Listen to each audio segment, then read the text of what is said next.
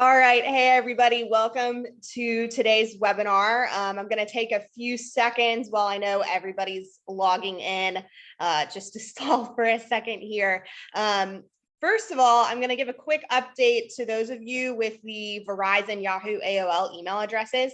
If you have not received a note from me yet, we have instructions to add you guys to our to your safe sender. Sorry, we have instructions for you to add us to your safe senders.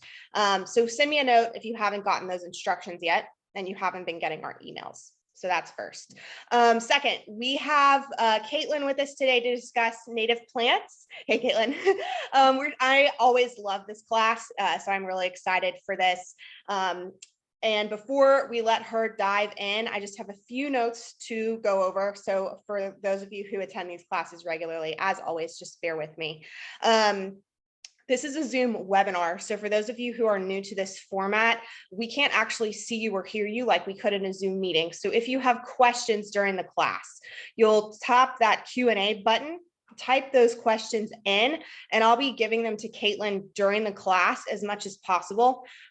We are expecting a lot of people on today's class. So if we can't get to your question, you can always hit the reply button on your email confirmation, send those questions to me. I'll make sure Caitlin gets them.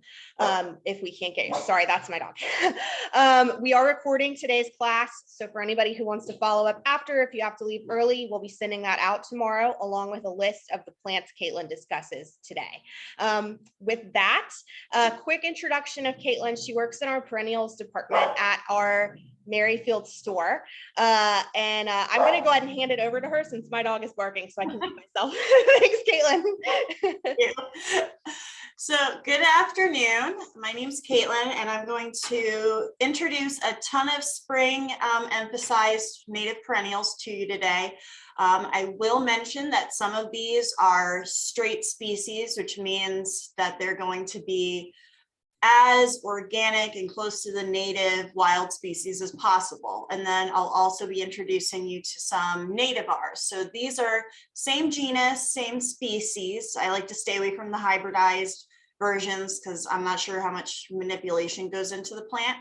But the reason why nativars are nice is we're still getting the ecological benefits with a lot of these plants that we want from straight species, and they also have more aesthetically pleasing features. So just to start off, a quick example.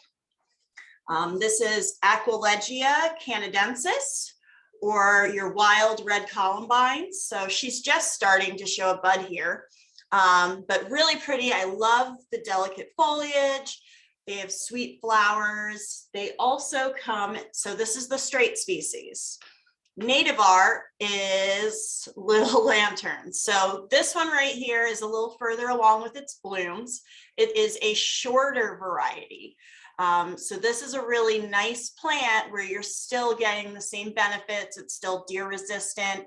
I find that these plants did really, really well when I was in Colorado. Mind you, it was Aquilegia caerulea, but their preference is that diffuse lighting. So underneath aspens or birch trees, when we start planting them beneath our oaks and our maples in Virginia, we start to notice that they need a little bit more direct light. So morning sun's wonderful for these plants, and they will eventually start to show a little bit of foliage damage during the summer heat, but you cut them back really easily, and then you get a nice full flush of foliage. Another good tip for columbines is I love deadheading them. So this is what the seed pod looks like. Just there, now you can see it. So once it looks like that, you just do a nice little cut right here at the base of the stem. And that encourages new buds and new blooms, which you can see there's a ton of those in here. So good example of natives versus nativars here. The next thing that I'm going to show you is spring ephemerals.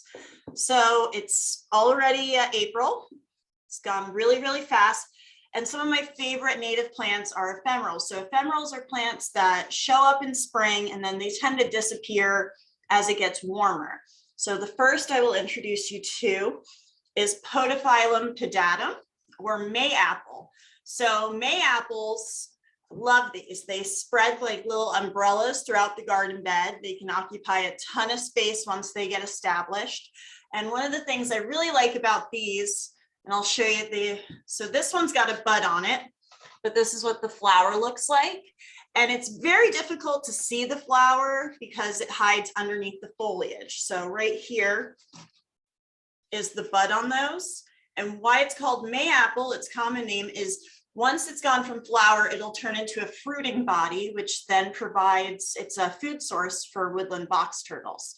So we like planting natives because it's easy. They get naturalized in our flower beds very easily, but we're also contributing to the ecosystem the way it kind of should be. Caitlin, that actually leads to a question we have, and I'm not sure if it's for which plant it's for, but will either of these reseed and spread?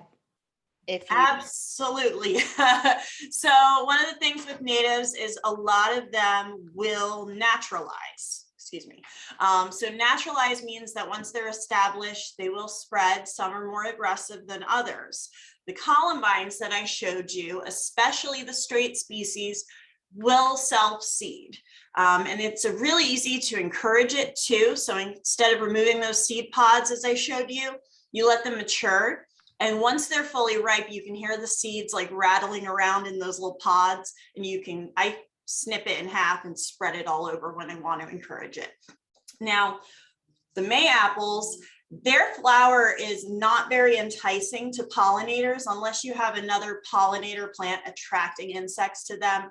They're not pollinated that way. Usually the colonies are just straight up clones of the original plant because they will spread rhizomally. And they will also spread through the fruiting body when digested by the turtles. So that's a really good question. Great. I'm just going to tell you now, we have a question come in that I know will come up to ask about deer-resistant selection. So maybe if you can point out which ones are deer-resistant, that would be great.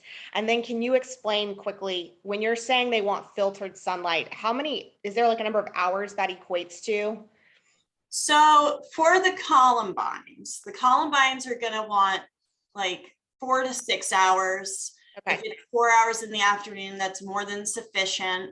And we can always do compromises with lighting. You get more brownie points, in my opinion, for afternoon versus morning, but 2 hours of midday sun does not make a full plant location or full sun plant location. So anything that's full sun, 6 hours or more, part suns, more points for afternoon, but preferably around 4 hours. And then shades, there's different levels of shade. So since we don't get diffuse lighting for plants like these, I always encourage folks to do 6 hours of morning sun, or you can get those slivers of direct light as long as it's, 4 to 6 hours throughout the day. Now, Podophyllum pedatum is a plant, or the mayaples, they can grow in very, very dark conditions. And as I introduce you to more of the plants, once we go past the spring ephemerals, I will kind of break them up in between what's sun loving and what's shade loving. And then you guys can decide, I think those would make a nice mix into my flower bed. So it won't be as difficult to establish. Next, is there another question, or should I keep going on ephemerals? We have some more coming in, but keep on going. And I think there's stuff we'll get to a little bit later in the presentation. Cool. So the other reason I'm showing you ephemerals first off the bat, in addition to loving them and appreciating how short we get to enjoy them and then they return the next year, is the fact that these plants we normally can get in spring, but it starts to become very difficult to find. So Podophyllum pedatum, once it goes dormant, that just pot of dirt doesn't sell very well at our garden center or most garden centers. So if you're liking any ephemerals, get them while you can. A lot we will carry in bulb form starting in February. And a lot of them you'll see throughout March. April's when we're starting to lose those supplies. So just bear in mind, some of these plants, you might just need to make a note or put it on the Google Calendar for next year to get them. So the next plant, actually, that being said, the coveted Virginia Bluebell is the next ephemeral. So the Virginia Bluebells are gorgeous. They're one of the ones that when people go hiking, that's when they're thoroughly convinced that native plants are the way to go, because these will form colonies and they're just beautiful. They're an early season pollinator plant. Also a unique fact, these are deer resistant, yet the foliage is edible. It tastes, well, for us, not deer. The foliage to me tastes like a very bitter spinach. So it's not something I would really put on a salad. It would be more a scenario where I'm lost in the woods. Good to know. And then the flowers are also edible to us. It tastes like straight up flower petal with a little hint of honeysuckle sweetness. So these plants, we're running very, very low, if not out of supply of these, but it's one that I encourage everybody, especially the bulbs that we get in February. It's such a good deal. You get 2 of them for like $10 or $12 in a box, and they spring up right away. And it's just a really pretty plant. Once it gets warm, these leaves are going to turn yellow and it disappears, and you have to wait till the next year to see it again. Next ephemeral is Trillium Ludium, or wake robins. So there's different varieties of these. There's grandifolium, which is the white variety, Cutatum, which is a native red variety, more so native to North and South Carolinas. And then this is Trillium Ludium. So this one, not so well known for its flower, but the mottled foliage is wonderful. So that's going to be another spring ephemeral that also grows really well in the shade. Okay. So we've gone over spring ephemerals. I think I'm going to start to the right of me and introduce you to some of the sun plants. So again, the emphasis will be on spring perennials that are native to this area, but then there's a few that I've tossed in just because we want to stagger bloom periods throughout our garden bed. The more it looks attractive, the more we're out there enjoying the space, and we can encourage others to follow suit. So the first plant, which some of these are a little early in blooming, just on the way that they were grown. But this plant right here is Sisyrinchium, or blue-eyed grass. So she was buds for the last week, and she's just starting to bloom. And I really enjoy these because they're a nice mounded cluster, drought tolerant, deer resistant, and they'll grow in full sun. So this is a very, very sweet native flower. And that's also a pollinator favorite. So you'll see early emerging bees, like minor bees, hitting up on these flowers. So the next plant, this is a native that's more so native around the Rocky Mountains. This is Gaillardia, or blanket flower. This cultivar is just starting. It's called Arizona Apricot. So again, this is a native that's more to North America than Virginia, but I always like to show them off because they do really well in the spring. They love sun. The difficulty with this plant in Virginia can be that it's our clay soil. They're used to the Rocky Mountains, gravelly, well-draining soil. So keep that in mind if you're planting it. Also, because it's more of an alpine plant, this is another one that morning sun, lots of it, is going to be the best location, maybe on the edge of a rock wall so that you know that it's going to drain out. Can you repeat the name of this? It's blanket flower. What is the scientific name that you had used? Scientific name is Gaillardia. Gaillardia. Okay, I thought that's what it was. That's what just a reminder for everybody, we will be sending out this plant list. I know I sometimes type the lists out like when Peg's on it, but with these native plants that are all perennials, it gets a little too technical for me to keep up with the spelling. So I'm going to wait and just send you guys out an accurate list tomorrow. Awesome. Thank you. All right. So the next native, which would also do really, really well in a full sun location, drought tolerant, deer resistant. But this one is more native to the Carolinas and parts of Virginia. So this is Silene, and Silene's common name is catchfly. So this right here looks very, very similar to the straight species, but it's called short and sweet's the name of the cultivar. So it's Silene caroliniana. And again, another really sweet. And also it's nice that a lot of these early season native bloomers tend to fit into that pastel spring aesthetic that we're looking for. So you've got light blues, purples, yellows. Speaking of, the next yellow I'm going to show you, this is Coreopsis. So most of us are fairly familiar with tick seed.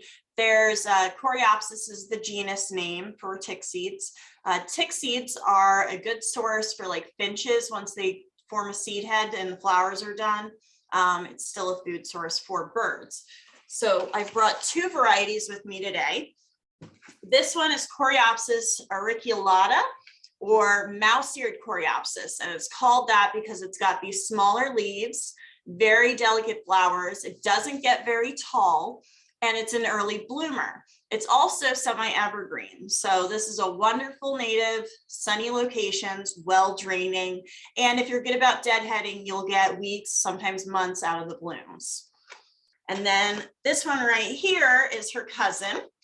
This is Coreopsis verticulata, or a fern-leafed Coreopsis. So you can tell the difference here between the foliage, but still the same genus. And both are deer resistant. Both thrive in full sun, well-draining soil, and they're a popular plant for pollinators as well as they're a food source for birds. Okay, put that there. And then while we're talking about birds, it would be awful to skip the coneflowers. So Echinacea purpurea, again, native species, but it can sometimes look a little bit leggy in the flower bed. That's not to say there isn't staking and companion planting to adjust for that, but there's also cultivars like Magnus. So Magnus looks nearly identical to Echinacea purpurea. It's just a little bit more structured in its form, and they're great. Their seed heads are a great food source for birds. Now, Echinacea goes into a lot of different cultivars. So Echinacea purpurea rainbow marcella looks like a tie-dyed pinwheel, which I initially thought, okay, that's got to be something over manipulated with that. What's the trade-off? And it's one of the ones that I see bees and butterflies like attracted to more than others. But once we get into double petaled coneflowers, things like delicious candy, the ones that just look too good to be true and you can't even see the pollen in the middle, those are the ones that we kind of want to stay away from, especially when we're doing native gardening. So Echinacea. Oh, sorry, I was gonna say for the Coreopsis, really quick, back to that, does it self-seed prolifically? Coreopsis, it will, but it's not like aggressive. It's not something that I would consider noxious. Okay, all right, thanks. Okay, although the right plant in the right situation. All right, so since I showed you the Echinacea that's just starting to emerge, another native that we're just showing because it's a great pollinator plant, but it's just starting to wake up. This is Liatris Piccata. So Liatris, commonly known as gay feather, there's tons of different species that are native to this area as well as throughout the United States. But Liatris Piccata is really pretty because it's got these really bold flower spikes. Now, one of the things with Liatris Piccata is you really want to plant it with enough space. So like a 2 foot, sometimes 2.5, 3 foot radius will help, just because these plants, if they're really crowded in, they're more prone to getting powdery mildew, which will occur with a couple other plants. Like sometimes Coreopsis will suffer from that. And a good way to treat that is you can either plant, accommodating to it. We can also adjust our expectations of what the garden bed should look like, because powdery mildew, while it looks unsightly, it often doesn't kill our plants. Another way to do it, and I believe it's called Renegade or Revitalize, it's a bacteria that you spray onto the powdery mildew that will gobble it up. So you're actually fighting nature with nature and not using chemicals to adapt to the powdery mildew that can look a little dusty all over your flower bed. So Liatris Piccata, great midsummer bloomer and stunning. Just give it lots of space within the flower bed. Okay. Next, I will show you another summer bloomer. This is Rudbeckia Fulgidia. So not only have some of the companies that we get plants from started advertising native, they're also doing the same for pollinator plants. This one right here shows you that the checkered spot is actually one of the caterpillars that uses Rudbeckia Fulgidia as a host plant. So this is who doesn't love a black-eyed Susan mixed in with the coneflowers? It gives you that cottage garden look, but it's also contributing to the ecosystem. And if you see some nibbles on this, again, it's the silvery checkered spot caterpillars. So maybe don't worry about using insecticide. Instead, anticipate butterflies in the flower bed. All right. And then I've got, so since I had mentioned the marketing, so this is a late spring, early summer bloomer. This right here is the marketing by one of our growers that puts like a native seal across the top of their tags. This is a Stokes Aster. So it's not even genus Aster, it's Stokesia laevis. And these are another well-draining, full sun, native perennial. So you could always mix something like this with the others that I showed you earlier, like the Coreopsis and the silene. Okay. Another good. Send you, I have a question that has come in that I know some people will probably have, and it may be something to save for the end of the presentation. Sure. But this person is asking, we're talking about like local natives versus, you know, more kind of regional natives, that kind of thing. What's your thoughts on, and I know every specialist will have a different kind of opinion, but what are your thoughts on planting like Virginia native versus Southeastern native, that kind of thing? Is there like a difference in terms of supporting wildlife? Is it really up to your personal preference? So I think it's kind of it's a mix of both. So the pollinator plants, which I did put together a slideshow showing the insects that are attracted to those, I made sure that those were Virginia natives as well as Virginia native bugs. So it is important to really pay attention to certain host plants when we're catering to them, but also there's native plants that I really enjoy that just remind me of being in New England, or they remind me of being in Colorado, and I still see insects as well as wildlife benefiting from them. So I'm still planting natives, but I'm not being as, you know, it's hard to, I can't poo-poo either side.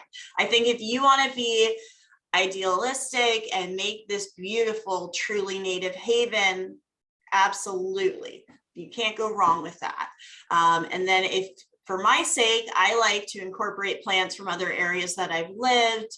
That way I can also pay attention to how they behave in different environments. So for me, it's also a research thing in addition to catering to the ecosystem. And I like to pay attention to what bugs are hitting on what plants. So that's part of the enjoyment for me. We're getting the nostalgia. It's still native to North America, and as long as it's still performing a purpose. I think the biggest thing is we don't want to be doing harm. So barberry isn't as much an issue in Virginia as it is when I was in Pennsylvania and on the Delaware Water Gap. That was something that I would see going throughout the woods. But that plant, even though it's prickly and can take over and create a monoculture, it's also still a food source for birds. So I could go on and on and on about the plus and minuses on all of that. I think the biggest thing, and what lets me not get too much in my head like I just did, is just being true to what you enjoy and not worrying about the politics of anything with it, and not doing any damage. I think that's the biggest thing, is making things better than when we had gotten there. That's my goal every day. That's a good philosophy. Thank you. Yeah.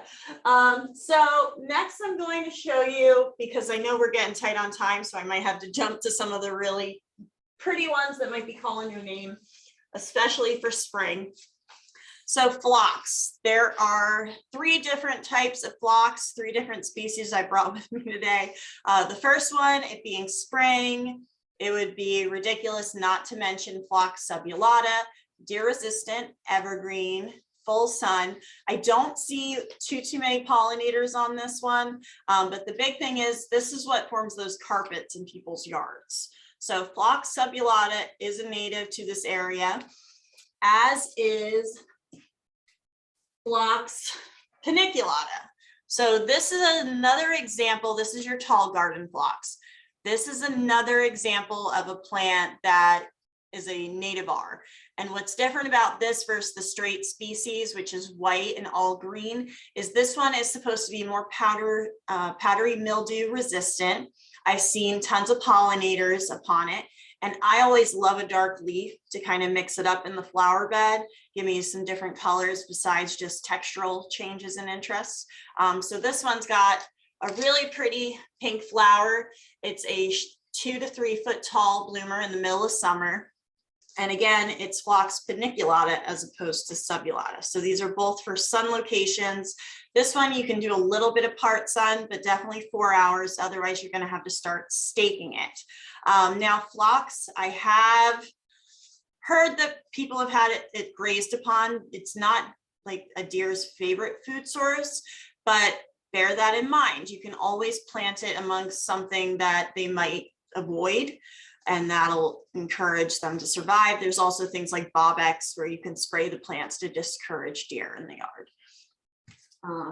Next is, I can't help myself.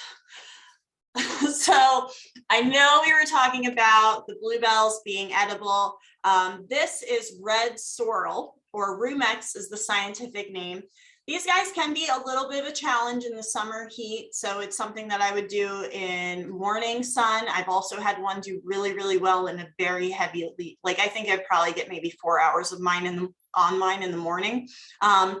It's a good plant because it's edible and it's deer resistant. Again, I don't understand how this is possible, but we must have different preferences than the deer do. But a very sweet native, and again, talking about foliage, that is like all sorts of funky, and I love it.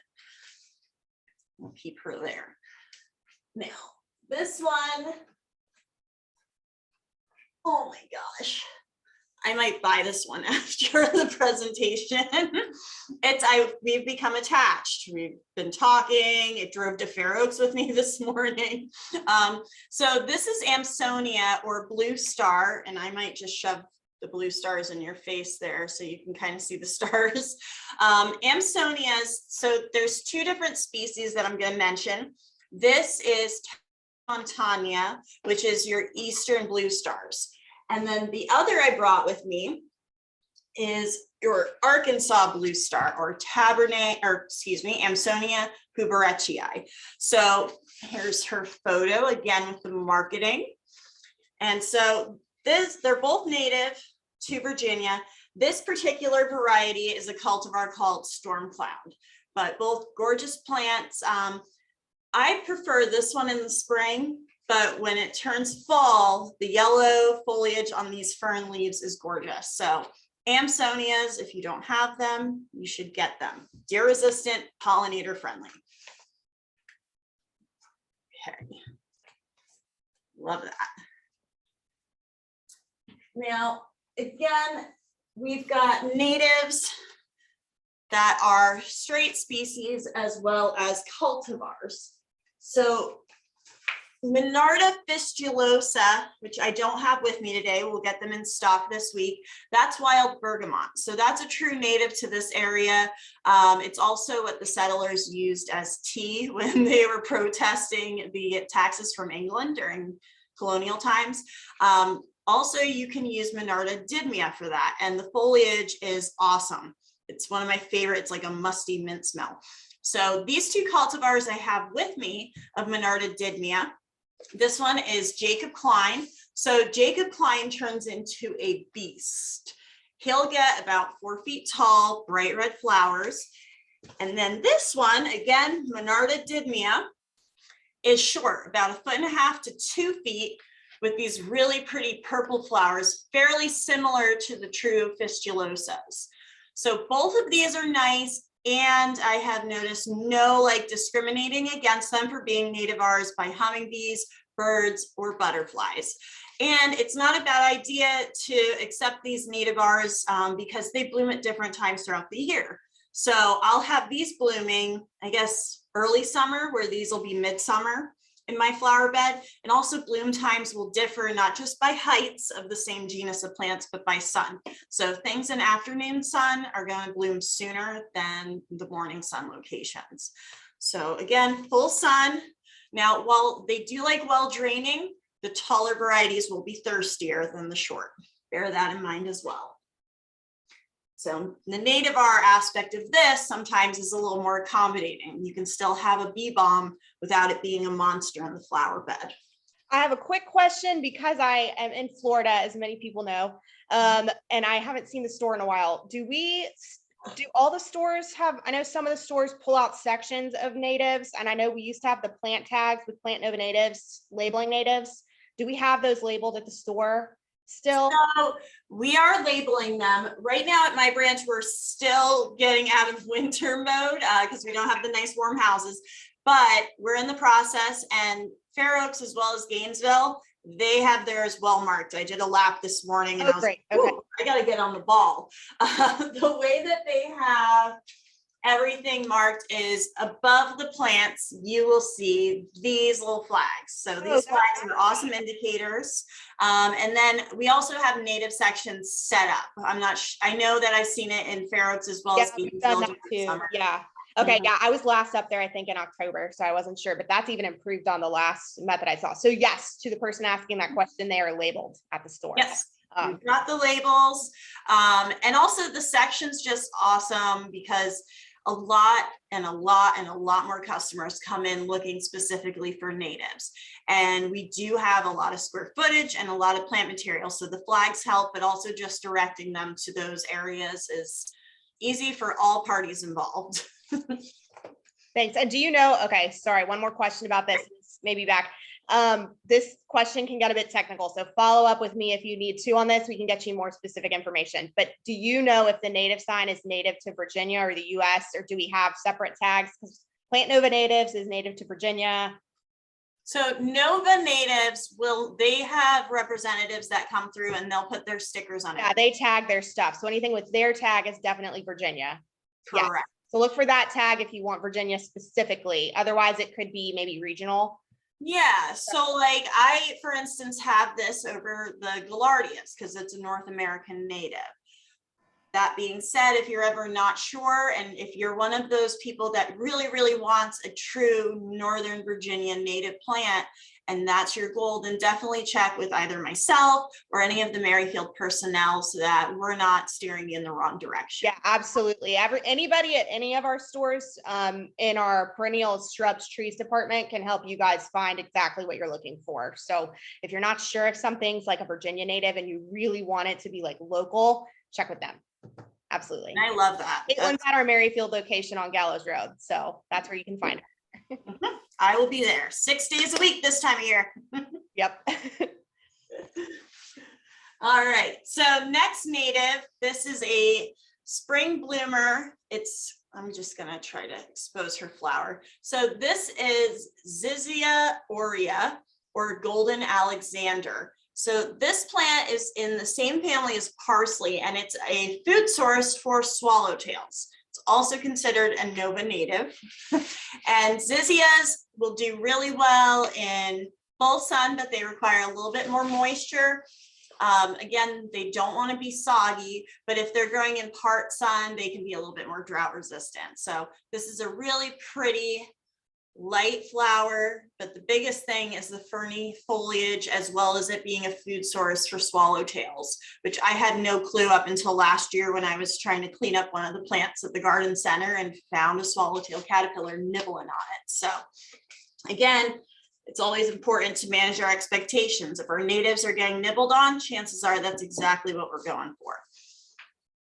Speaking of nibbled on, this is Sedum Ternatum. If you have attended any other native courses that I've done, this one's pretty much always represented because it's a native sedum. It's also very easy to manage and grow as opposed to other sedums. This is another Nova native. So these will grow in shaded locations and drought tolerant, or they can do sun with a little bit more moisture than other sedums. And when I say food source, this is a host plant for the fritillary butterflies. And so the caterpillars will eat the foliage, and then that gives them the energy they need to end up pupating. And the flowers, I think, is one of the most beautiful and striking out of the sedum genus, just because it's these really long spikes of white starred flowers. So a sedum that is very easy to grow and naturalizes really well. And you can use it in that spot where you're like, I don't know, we're planting it beneath this tree. It gets sun on this side, but not this side. So this can be the plant that accommodates those locations. Just bear in mind the sun side is going to grow quicker than the shaded side. All right. I have a couple of plant name questions for you. Sure. The foliage plant that's got the green leaves with the red veins to your right, what is that called? This is Rumex, or red sorrel. Red. So, okay. All yep. right. So that was that's edible and tastes like spinach, and it's not bitter like the bluebells. Oh, okay, that's interesting. Okay, next, the 3 phlox that you showed, phlox verniculata, phlox subulata. What is the third one? So I was gonna wait till I got to the shade section for that one, but I'm always happy to jump. I got it. As long as we just all know that this is the more woodland phlox. All right, so this is a shade phlox. Mm-hmm. Oh my goodness. This is another one that it's difficult. I've seen that one before, I don't think. Maybe I have. What's that? I said, I don't know if I've seen that one before. Oh my gosh. I mean, I don't like to choose favorites, but I think I like the woodland phlox the most. The other two, who doesn't know about how beautiful garden phlox is in the middle of summer? And who doesn't just pause while, you know, they're walking by their neighbor's house and it's pastel colors around Easter time? This one, the reason I love this one is it smells like really sweet. Like, I don't have a very good sniffer. I don't pick up on like flower like scents very easily. And this is one that when I'm offloading them or putting them on the table, it's heavenly. I also really like the light structure of it. I like that it can tolerate some sun.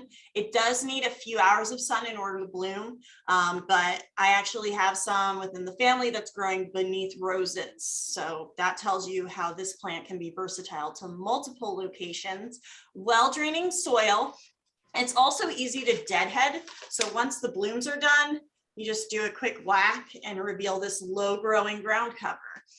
But I really love the woodland phlox. So woodland phlox, this variety is Phlox diversicata. That's the species diversicata. There's another woodland phlox, which is Phlox stolonifera. Oh, okay. Okay. 2 different species, both woodland, part sun locations for phlox and fragrant to boot. So great. One final question about the sedum, and then the other questions that came in, they're on BlackEyed Susans and Joe Pye and some other stuff. So I don't know if we're going to get to those. Sorry for I know you guys, I see your questions. I'm just waiting to see if we get to those plants. Do the deer like to eat Sedum Ternatum? Is that an issue? I would have to look into that. Let me see if there's anything on here about that one. It's possible, because I do know that the sedum, like the taller varieties, get nibbled on. I'm not seeing anything advertising that it is or isn't, but possibly bear that in mind. That sedums, I do know for a fact that genus gets nibbled on, so Ternatum may not be an exception to that rule. Okay. So, good question. All right, thanks. Yeah, no, thank you. That was an awesome question. All right, so I'm going to keep rolling. Next native. All right, so this is Iris Virginica. How is that for a Nova native? It's got Virginica in the name. That often means it's safe for us to know that it's one of those true ideal plants for this area. So irises, everyone sees these towers of the German bearded irises. I'm also a fan of the Japanese irises, but these, so this is what their blooms look like. They will tolerate more moist, again, not soggy, but where German bearded irises faint, if there's like a drop too much of moisture, these will tolerate our soils as well as growing in sun. I would make sure that they're getting 6 hours, otherwise they're not going to bloom as heavily. And another reason I like these is their leaves are a little bit more delicate, and they've got these really pretty purple hues. So it's almost like from lime green to dark green to purple on the stems there. So it's really pretty when it's not blooming, and it's a gorgeous, delicate flower when it is. Can we jump back to the phlox for a second, for the woodland phlox? Are there any special watering sorry, I'm tongue-tied, watering requirements for the woodland phlox? I haven't observed any complaints about it as far as watering goes. The big thing is don't have it in like, if it's in, the more shade that it is in, the less water it's going to require. And this is true for a lot of the plants. Okay. But if it's, you know, it wants not too moist, but moist, well-draining soil tends to be like the cliche when we talk about watering a lot of our perennials. This one's no exception. She definitely doesn't want soggy feet. It'll do well on the edge of a rock wall. That way, you know, it's not soggy. Definitely avoid those lower areas within the flower bed. Got it. What's that? I said, got it. That's good. Okay. Good help. Okay. Next question is back to the iris. Do those iris multiply like the Siberian iris? They do. Okay. I don't know if that's good or bad for the person asking, but there's the info. Yes. All right, thanks. And again, it's happy plant, right plant in the right place. It's going to multiply more readily than otherwise. So bear that in mind. Okay. So I'm going to do one more for like the more sun locations. Now this one, and I love our native enthusiasts, because especially our native and pollinator enthusiasts, because a few years ago, we would not be carrying this in the garden center at this time of year.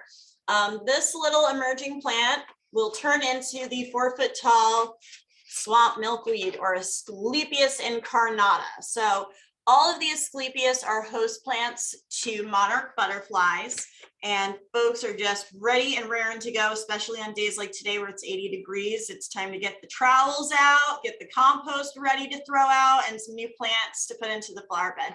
So Asclepias Incarnata is listed as a native to Virginia. The one that I see most common is the common milkweed, so Asclepias syringia.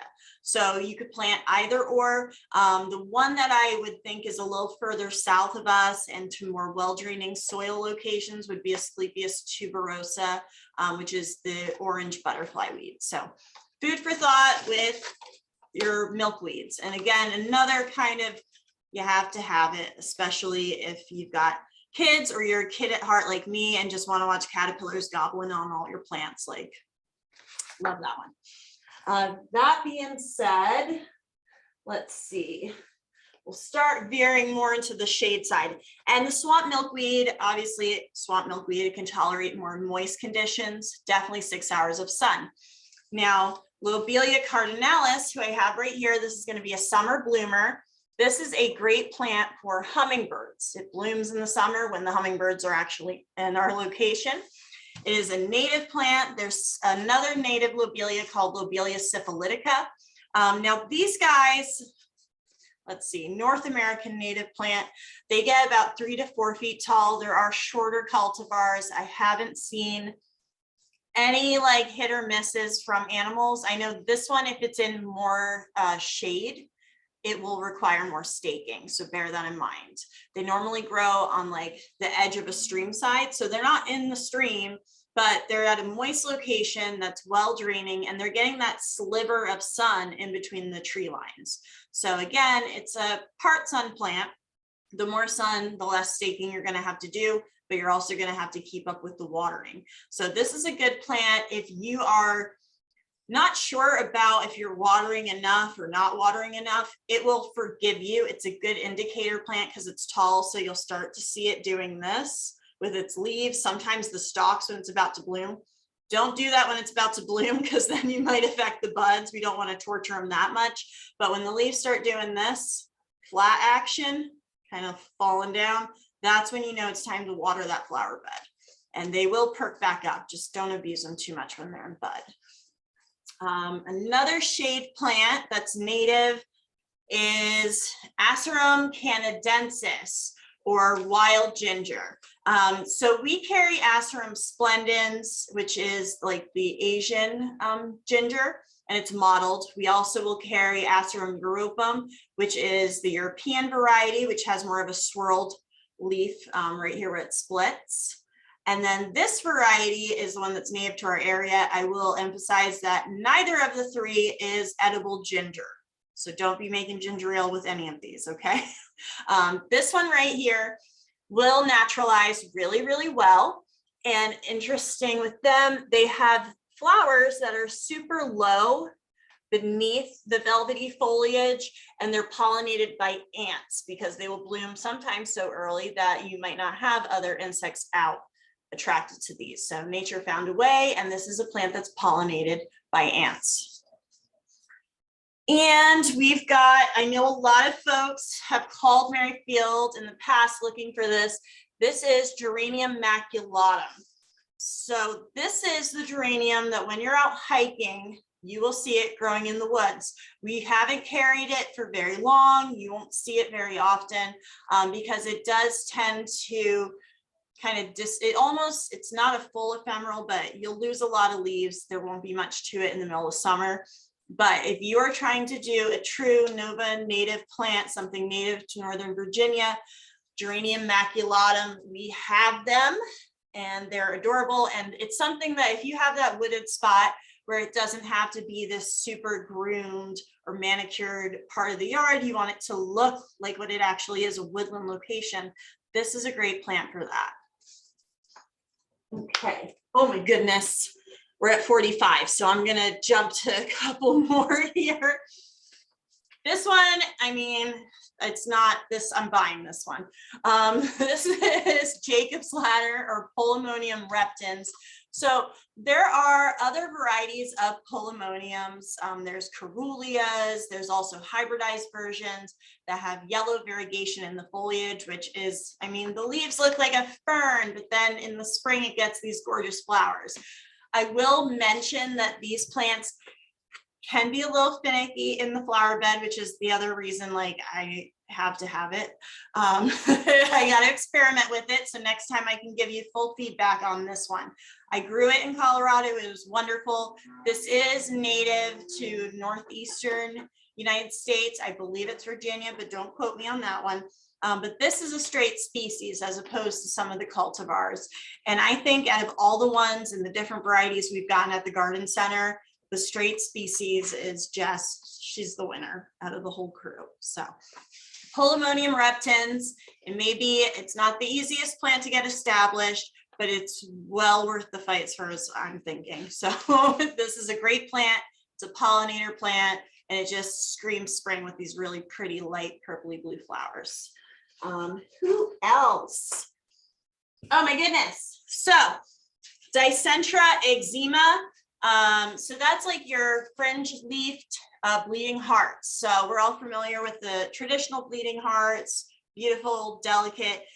These tend to hold up a little bit better in the summer heat with their foliage. It's also a shorter variety. This one is cultivar luxuriant, but we do occasionally carry the straight species, Dicentra eczema. The flowers, which are just starting to form, are right here. So the base of the flowers will expand and become a lighter color. But this is one of the ones that I do have in my flower bed at the moment, just because it's a beautiful like front edge of the garden bed plant. And it does really, really well. It's one of the plants that I didn't have to, there was no arguing. She went in, she looked great all last year, and she came back up gangbusters. So this is a wonderful native plant that I just can't say enough about. And I think it's really sweet. Again, shade, a few hours of sun will go a long way for the blossoms, and also well draining soil, because what happens with the Dicentra or the bleeding hearts when they're done blooming, they're ready for a timeout. So if you're watering them the same in the summer as you are in the spring, you're going to notice a very unhappy plant. So keep that in mind. Okay, so this is Stylophorum or woodland poppies. Another great well-draining location, shade location, and a gorgeous native to this area. So woodland poppies, I don't know how many of you out there have battled with the Icelandic or the Oriental poppies. Poppies in Virginia tend to not be too thrilled with our humidity. They're well worth it because they're gorgeous. But this is the poppy that you want. This is the poppy that will not fight you when you plant it in a shaded, well-draining location in the yard. It's also deer resistant. And again, the foliage, I'm a foliage girl. This one's got some really sweet, delicate, almost fern-like. All right, so there's another native. And then, okay, this is one that I have in my yard, another native iris. This is Iriscristada. So Iriscristada, this cultivar is the giant blue or powdered blue variety. The blooms are very short-lived on them, but again, it's another really fun plant for the front side of that shade garden. It can take a little bit more sun than others, so it's kind of appropriate that it would grow on the edge of that shade garden. And it's really neat because just like your German bearded irises, it's got that thick rhizomal growth, so she will spread. So if you're looking for something to be almost a grass-like ground cover in the front of your garden bed, this is one of the ones that I would encourage you to plant. Again, well draining, and it is deer resistant. While we're talking about deer resistant, I got a complaint this week about foam flower. So someone had planted some in their yard. This right here, again, advertising Tiarella cordifolia native, but this is the native R sugar and spice. So sugar and spice, what makes her sugary and spicy is she's got this dark stripe on her foliage. She's also a little pinker in the flower, which is just starting to develop. And also with this marketing, you'll notice right here, what does it say? Deer resistant, that's what that symbol means. The deer in this person's yard did not read that sign. So they actually had it grazed on. I have also witnessed the same happen with Heucheras in my own yard.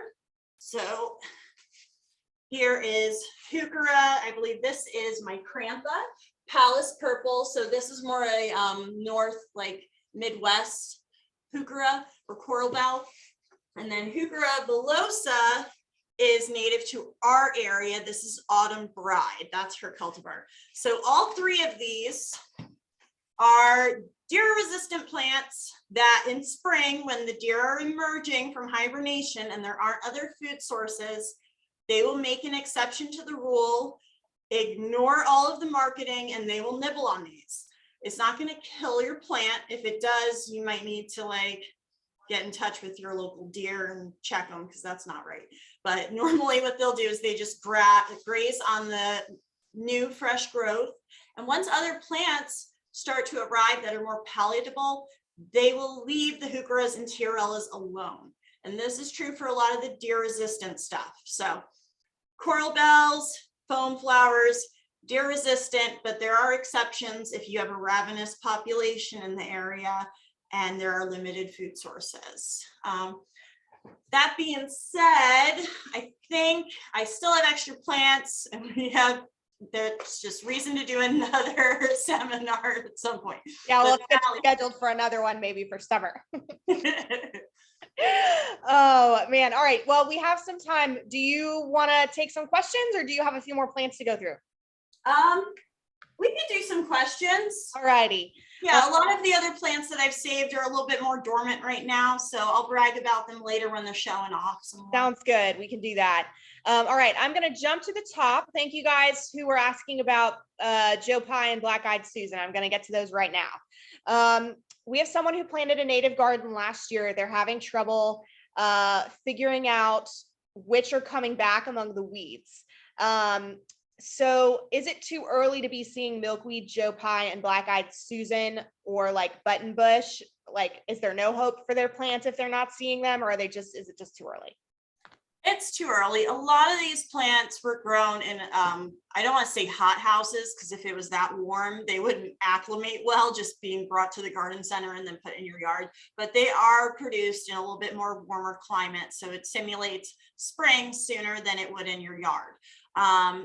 And the best way to investigate plants to see if they're coming back is to kind of go at the root ball and give them like a little wriggle, make sure there's life in there. And if, you know, right now is early. The BlackEyed Susans, you might see the tiniest bit of growth popping up. The one that I showed you, where is she? This was grown in our poly house at Maryfield. She had overwintered. So she's a little bit further along just because of the 10-degree difference. That's the only difference in temperature is 10 degrees. But again, she just pushed out a little bit more. You also might be, while you're investigating, there's usually these lower leaves that when they pop up too early in spring, they'll turn brown and kind of collapse on what could be the new growth underneath. So the Black-Eyed Susan, I'd encourage you to take a closer look at. As for Joe Pye and Asclepias or milkweeds, it's early. I wouldn't worry about them just yet. Keep your eyes out, give a little wiggle on the base. And when we're planting flower beds like the first season and we're doing cutbacks, I usually will leave a little bit of a stump, just like an inch or two, just as an indicator, or that's why sometimes people will do tags. People will leave the tags in the yard that first season just so they can remember, or they can tell their friends when their garden's being admired. But don't be discouraged. The plants should still be alive. It's just early in the season, even though it's going to be 80 degrees. It's early. Perfect. All right, next question about a Black-Eyed Susan. Their Black-Eyed Susan has jumped all over the garden. Are there any cultivars that are less, she's saying invasive, aggressively, they spread a little less aggressively? So Rudbeckia Fulgidia, the straight species, the Goldstrom, which is like it, they're going to be the more aggressive out of the crew. The Henry Eilers and Vivette's, little Susies, and the little Gold Stars, those are dwarf varieties, so they may, and this is speculation, have lost some of their virility based off that manipulation, but again, it's still the same genus. The one that will not behave that way is, it's Rudbeckia Fulgidia, which is the broad-leaved, fuzzy ones that look almost like it's hybridized with and there are hybrids of Echinacea and Rudbeckia, that's an Echinacea. Same thing, Rudbeckia Fulgidias and Echinaceias. They don't do well in our summer heat. So the plant that's not going to be as aggressive spreading is going to be the plant that is just, it's not native to this area and it's a little more difficult to deal with. All right. With them, it's just important to give them their space. Like an established happy perennial, I am more than happy to let it romp and go crazy. But if I have a small garden bed, then what I'm going to do is I'm going to pull up its little babies in the spring like they're weeds, except for instead of chucking them, I might share them with friends and family and give them a little warning that she will naturalize really well.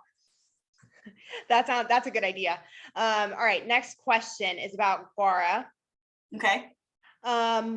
This person loves it, but has not been successful with it in either containers or in planting beds. Do you have any variety? I think is that a native plant? I think it is. Yes. Okay. Can you suggest any varieties that are tidy or fuller or that would work well? So Gora really likes well-draining soil. Okay. Like that's usually, it's kind of like when people come in and they're upset about sedums or lavenders. Gora, like 8 out of 10 times, if someone's having a difficult time with Gora, it's usually because of the watering issues. If it's too much rain, or sometimes we do the opposite. You'll see that with like sedums as well. They get neglected and ignored because they're drought tolerant. So if it is turning, like it's just, you have to diagnose the reason why the Goras aren't doing well. If the stems are mushy, they're falling apart, the leaves are yellowing and dropping, that's too much water. If the thing is just crinkled up and dying, then it's probably not enough. And things in pots we do have to pay attention to in the winter. If it's in a thick pot, or especially if it's in a plastic pot, its root ball is still exposed, especially to cold winters like this past one. So that can also be an issue. So issues like that, I'd recommend emailing our plant clinic or visiting one of the locations so we can really properly diagnose why you're. Yeah, definitely. Always feel free to anybody on this call to send us pictures. You can actually send them to me. I'll share them with our plant clinic and get them to get in touch with you for that kind of thing. What was the scientific name of the poppy plant that you had shown? Stylophorum. So let's see, Stylophorum diphylium. There we go. Okay. Yep, and this one, you can see the marketing on that one too. Native. So it's different depending on the growers, but you can look for the blue flags as well as Merrifield employees to help you out. Yes, definitely. All right, we just have a few questions left, so I think we can get through these pretty quickly. So for anybody who wants to jump off the call now or in the next minute, we are recording. Look for the coupon to come tomorrow. If you have that AOL or Yahoo address and you've been attending these classes regularly, and you're not getting the emails, if I have not sent you instructions yet to whitelist our email address or add it to your like contacts or safe senders, contact me. That's for everybody else to jump off, but we just have a couple quick questions left. Next question, can both iris species take the bog conditions or just the Iriscristada? The what conditions? And the iris, can Iris Virginica handle like bog or swampy conditions? Yes. And Iris Cristata can as well? No. Okay, cannot. Not Iriscristada. Yeah, and part of like that indicator is that, where is she? Where'd she go? One of the indicators, it's kind of like with the German bearded irises, those thick roots that are holding a lot of nutrients as well as water, and it rots out easily. So if it's got roots like that, iris or otherwise, for instance, like Polygonitum, hold on, yeah, Polygonitum, Solomon seal. It's got roots like that. It can rot out very easily. So that's an indicator that it can't handle that much water. Most often, yes. There could be exceptions I'm not familiar with, but usually that's the rule. This one can tolerate it. Okay, so the Iris Virginica is the one that can tolerate swamp conditions. And there's also Iris versicolor that will tolerate as well. Got it. That's good. Okay, next question. My common milkweed is spread too much. Do you have any tips for controlling it? I think that's going to be a lot like, so that is definitely one of those things with the cultivar thing. While we're kind of thinking, maybe I'll do the nativar so it's not as spreading aggressively. For instance, Asclepias Incarnata, the swamp one, there's a cultivar called Cinderella that's shorter, a little more compound, probably not as vigorous of a spreader. That common milkweed, it is everywhere. It's all over roadsides. I love it. I can't drive by like a grove of it without wanting to pull over and investigate for bugs. But if you're having issues with it, it's going to be a lot like what I said about that Rudbeckia. Either it needs to have its own space, and then you just need to be pulling up any suckers and sharing them with friends, or you just let it go crazy, because it'll go crazy. I mean, outside of doing herbicides, and we don't want to really be doing that. If we're encouraging native gardens, the herbicides may not be the route that we want to do. Yeah. Yeah, my grandmother planted some of that milkweed that's the monarch host plant, and the monarchs ate all of it. Like, it was wild. Okay, next question. So we have two more. Can I divide my wild ginger now, even though it's blooming? No, wait. You probably, I mean, plants, the reason I love plants is there's such a good lesson about like coming back from difficulty and the bounce back, especially perennials. They're gone all winter and then boom, here they are. But I wouldn't divide anything while it's blooming. The rule of thumb with division, if it's a spring bloomer, divide it in the fall. If it's a fall bloomer, divide it in the spring. You also want the plant to be growing. So we want to do a little bit earlier in fall so we can still generate. The big thing is, and which plant was it that they're dividing up? Ginger. So ginger, let her finish her bloom and then do it. It'll probably be fine. You can remove up to 30% of a root mass without affecting a plant. That is, as long as it's not choking itself. I make exceptions to those rules when a plant is seriously struggling. We try to stay ahead of that, but everyone's got a life and we can't be just 100%. I mean, it would be wonderful, but if it's like a life or death situation for the plant, divide it immediately. If it is not, go the opposite season. Great. Okay. Okay. We had one more question coming, guys. All right. We're going to cut it off in a couple minutes because we've got to move on, and I can't keep Caitlin all day, but as much as I would love to. Do we have any suggestions for full shade or swampy native plants? Yes. Okay. So full shade, cinnamon ferns. Oh, wow. Okay. Yeah. This is one of the ones I didn't get to show you. but she's just waking up. In fact, this one is way further along. Cinnamon ferns do not want to be in completely wet locations. And this is one of the things we say, you know, amongst colleagues all the time is like, wet, boggy doesn't normally equal shady in the wild because trees will rot out. Therefore, there is more sun in said bog location. So cinnamon ferns do not want to be in constant moisture. They like moist woodland locations and they can do dark shade. This is them just starting to unfurl here. I think they're very sweet and they're called cinnamon fern, I assume, because of that really pretty spore that they have. Well, it's multiple spores, but you see what I'm talking about in the middle. And then another good plant for moisture locations. Okay, this one right here, your ostrich fern. Ostrich ferns are a native. They can handle sun a little bit. I wouldn't do the afternoon, but they can handle dark locations as well. If it's getting more sun, it's definitely going to need that moisture. So this is that plant for those wet spots. And this one's just starting to wake up. As you can see, these are the little fiddleheads. And I get in trouble sometimes because the little ones right here, they taste like sweet string beans. But eat them out of your flower bed, not the garden center.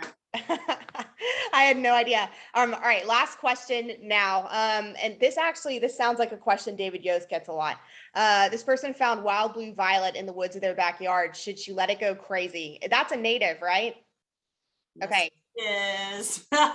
Some people like it, some people hate it, if I recall. It's the same thing as whether or not we're going to do strictly Nova natives versus nativars. The same can be said for those violets. I love them. I just admired a grove, like my friend's whole yard was all violet. And where it was growing in the lawn was where the lawn would not get established. So I'm sure, because she rents, I'm sure the homeowner wasn't thrilled about it. But isn't a grove of violets look way better than burnt sod? I mean, it's just me. Yes, some might say no. Yeah. And they're beautiful this time of year. That being said, I've also had to battle against them choking the life out of like other plants in the flower bed. My boyfriend's mother has gorgeous anemones, and those violets just like, it's like they've got a death grip around the anemones, and every year I have to fight with them. So for my personal preferences, I don't care as much about the lawn. They can go nuts. If they're fighting the plants that I am taking care of in the flower bed, they're not going to win that battle. Sorry. Yeah, that's definitely an ongoing debate. We get a lot of times in David's plant clinics, people saying, I love my violets. How do I make them grow? And then some people saying, I hate these violets. How do I kill them? So I feel like I'm doing brain surgery because I won't use the herbicides. I literally have like the thin serrated trowel, and it's like, get them early while you can identify them, maybe enjoy the flowers for a week. But if it's going to attack other plants that you're taking care of, get them early and manually. Sounds good. All right. Well, Caitlin, thank you so much. I appreciate you coming on today and staying for a few extra minutes to get these questions answered. We will send out the coupon as well as the recording and the plant list tomorrow. So keep an eye out for that. Hopefully we can get you on again in the next few months, maybe to do another demonstration for us and show us some of these beautiful plants. I like seeing them personally, so it would be good for me. All right. Thank you, everybody. Caitlin, do you want to wrap up with any final thoughts? I just want to give you a minute if you have anything you want to close with. I just want to thank everyone for wanting to plant natives, whether it is 100% true natives in your yard or you're just experimenting and want to incorporate a few. This is like a changing market that we're all a part of. And also, I'd like to believe that this is a movement from my backyard to the next, and we're creating outdoor spaces for wildlife, for insects, as well as for ourselves. Which it's the number one way to relax afterward for me is just go from working with plants all day to sitting amongst my own at home and watching the birds and the bees. So thank you guys for your interest, and just remember why we love all of this. That's number one. Leave the space better than how you found it, and take the time to appreciate it. So, all right. Thank you so much, Caitlin. And try not to buy every single plant on that table. There's at least two that are like. All righty. Have a good day, everybody. We will see you for our next class. Bye. Thank you, Sally.